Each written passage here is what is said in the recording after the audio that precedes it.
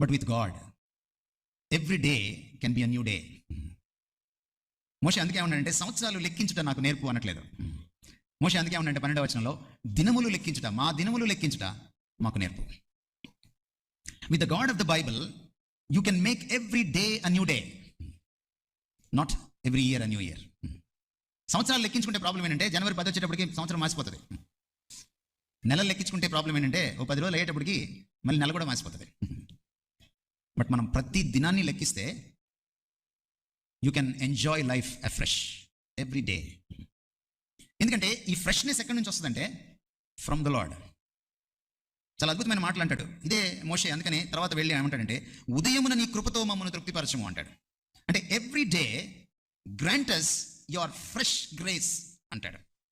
అప్పుడు మేము మా దినములన్నీ ఎవ్రీ డే ఉత్సహించి సంతోషిస్తాం. We enjoy all 365 days in the calendar, day by day we enjoy, and this is the secret of enjoying life.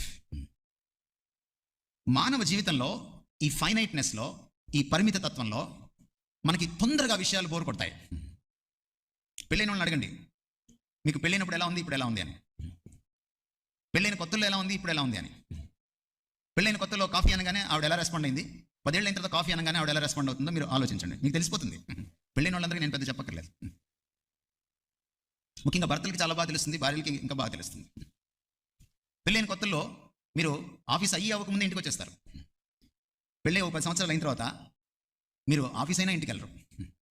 మీరు ఆ బజ్జీల కొట్టు దగ్గర, ఏ రచ్చబండ దగ్గర మీరు కూర్చొని ఉంటారు.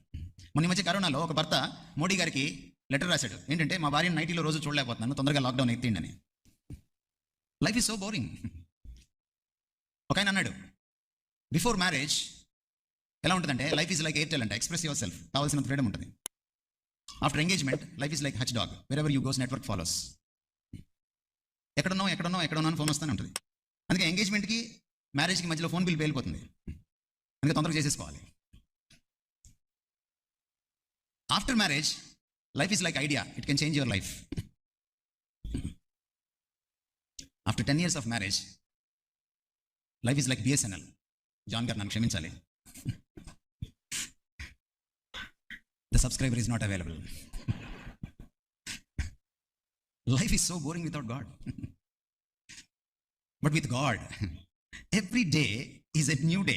మీరు విలాప వాక్యాల్లోకి వెళ్తే అక్కడ ఒక అద్భుతమైన మాట మీరు చూస్తారు. విలాప వాక్యాల్లో 3వ అధ్యాయము మీరు చదివితే 23వ వచనంలో అనుదినము నూతనముగా ఆయనకు వాత్సల్యత పుట్టుచున్నది.